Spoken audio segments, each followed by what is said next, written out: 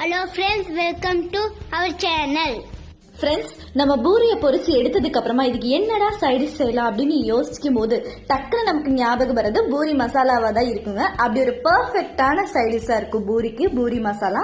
வாங்க இப்ப எப்படி செய்யறதுன்னு பார்த்தலாம். நம்ம வந்துட்டு ஹோட்டல் ரெஸ்டாரண்ட்ல எல்லாம் கிடைக்கிற மாதிரி பூரி மசாலாவை வந்துட்டு அதே மாதிரியே நம்ம வீட்லயே ரெடி பண்ணிடலாம். அதுக்காக வந்துட்டு ஒரு 4-5 உருளைக்கிழங்க வந்துட்டு நம்ம நல்லா வேக வச்சு எடுத்துக்கலாங்க. நமக்கு பூரி மசாலா எந்த அளவுக்கு வேணுமோ அந்த அளவுக்கு உருளைக்கிழங்க வந்துட்டு நம்ம வேக வச்சு எடுத்துக்கலாங்க. இப்போ நான் 5 உருளைக்கிழங்க நல்லா வேக வச்சு எடுத்திருக்கேன். அதை வந்துட்டு நல்லா மசிச்சு விட்டுக்கலாங்க. நம்ம கையில வச்சு மசிச்சுக்கலாம், இல்லைன்னா இந்த மாதிரி ஒரு கரண்டி வச்சு கூட நல்லா மசிச்சு விட்டுக்கலாங்க. இப்ப பாருங்க, நம்ம வேக வச்ச உருளைக்கிழங்க மசிச்சாச்சு. இது அப்படியே இருக்கட்டுங்க. அடுத்ததா வந்துட்டு நம்ம அடுப்புல ஒரு பேன் வச்சுக்கலாங்க. பேன் சூடானதுக்கு அப்புறமா அதுல 2 ஸ்பூன் எண்ணெய் ஊத்திக்கோங்க.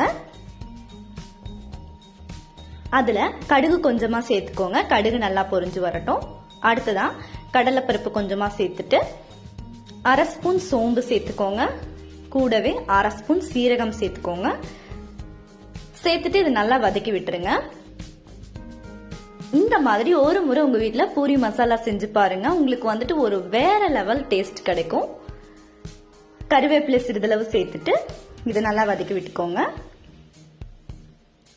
அடுத்ததான் 2 காஞ்ச மிளகாய் சேர்த்துக்கலாங்க. கூடவே வந்துட்டு 2 பச்சை மிளகாய் சேர்த்துக்கலாம். இது வந்து அளவான காரமா இருக்கும். உங்களுக்கு இன்னும் கொஞ்சம் காரம் வேணும்னா கூடவே இனியொரு பச்சை மிளகாய் கூட நீங்க சேர்த்துக்கலாம். 3 பல் பூண்டு எடுத்து சின்ன சின்னதா கட் பண்ணி உள்ள சேர்த்துக்கோங்க. கூட சின்னதா ஒரு துண்டு இஞ்சியையும் குட்டி குட்டியா கட் பண்ணி உள்ள சேர்த்துக்கோங்க. சேர்த்துட்டு இந்த மாதிரி நல்லா வதக்கி விட்டுக்கோங்க. ரெஸ்டாரண்ட்ல எல்லாம் கிடைக்கிற மாதிரியே இந்த பூரி மசாலா இருக்கும். சோ நீங்க இந்த மாதிரியே ட்ரை பண்ணி பாருங்க. பெரிய சைஸ்ல ஒரு பெரிய வெங்காயம் எடுத்து அதை இந்த மாதிரி நீல நீளமா கட் பண்ணி உள்ள சேர்த்துக்கலாங்க. வெங்காயம் நல்லா வதங்கட்டுங்க. பூரி மசாலா செய்யறதுக்கு நமக்கு அதிகமா டைம் தேவைப்படாது. குறைவான டைம்லயே செஞ்சு முடிச்சிடலாம். இப்ப பாருங்க, வெங்காயம் வதங்கிடுச்சு. இதுல 1/2 ஸ்பூன் மஞ்சள் தூள் சேர்த்துக்கோங்க. கூடவே தேவையான அளவு உப்பு சேர்த்துக்கோங்க. சேர்த்துட்டு நல்லா வதக்கி விட்டுக்கோங்க. நீங்க உருளைக்கிழங்கு வேக வைக்கும் போது உப்பு போட்டிருந்தீங்கன்னா பார்த்துட்டு உப்பு சேர்த்துக்கோங்க. இந்த மாதிரி இதை நல்லாவே வதக்கி விட்டுருங்க. நம்ம இந்த பூரி மசாலாவை சப்பாத்தி, தோசை இப்படி எது கூட வேணாலும் வச்சு சாப்பிடலாம். ரொம்பவே நல்லா இருக்கும். ஒரு பவுல்ல வந்துட்டு 2 ஸ்பூன் கடலை மாவு எடுத்துக்கோங்க. அதுல வந்துட்டு தண்ணி ஊத்திக்கோங்க. ஒரு 3/4 டம்ளர் அளவுக்கு தண்ணி ஊத்திட்டு கடலை மாவு கட்டி இல்லாம நல்லா கரைச்சு வச்சுக்கோங்க.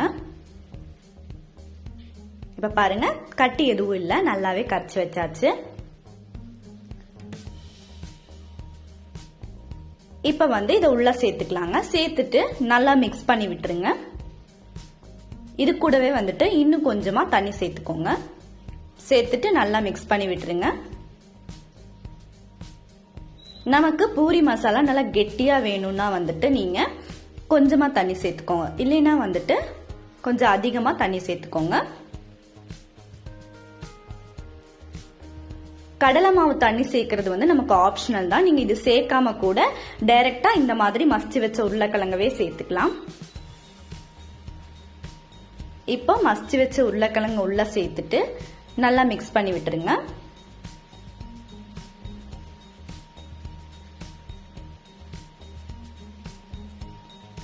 இது இந்த மாதிரி நல்லா கிளறி விட்டுருங்க. பூரிக்கு வந்து இது ஒரு பெர்ஃபெக்டான சைட் டிஷ்ஷா இருக்குங்க.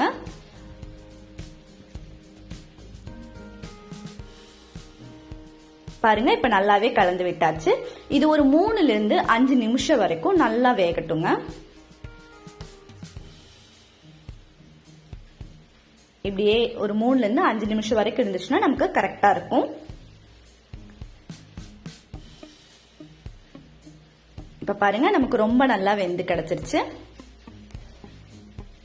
நான் இந்த ஸ்டேஜ்ல இருக்கும்போது ஸ்டவ் ஆஃப் பண்ணிடுறேன். நீங்க இன்னும் கொஞ்சமே வந்துட்டு சுண்டி வேணாலும் எடுத்துக்கலாம்.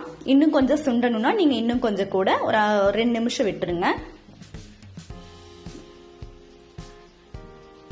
அவ்வளவுதாங்க. மேலால வந்துட்டு கொஞ்சமா மல்லித்தலை தூவிக்கோங்க. தூவிட்டு அப்படியே ஒரு மிக்ஸ் பண்ணி விட்டுருங்க. அவ்வளவுதாங்க. இப்ப நமக்கு ரொம்ப சூப்பரான பூரி மசாலா ரெடி ஆயிடுச்சு. ஹோட்டல்ஸ்ல கிடைக்கிற மாதிரியே பூரி மசாலா நம்ம வீட்லயே ரொம்ப ஈஸியான முறையில ரெடி பண்ணியாச்சு. இப்ப அப்படியே எடுத்து சாப்பிட வேண்டியதுதான். பூரி வந்து ஆல்ரெடி நான் ரெடி பண்ணி வச்சிருக்கேன். இன்னைக்கு பூரி கூட வச்சு பூரி மசாலாவையும் நான் டேஸ்ட் பண்ண போறேன். உங்க வீட்லயும் மறக்காம இதை செஞ்சு பாருங்க. உங்க எல்லாத்துக்குமே ரொம்ப ரொம்ப பிடிச்சதா இருக்கும். இந்த வீடியோ பிடிச்சா லைக் பண்ணுங்க, ஷேர் பண்ணுங்க, கமெண்ட் பண்ணுங்க.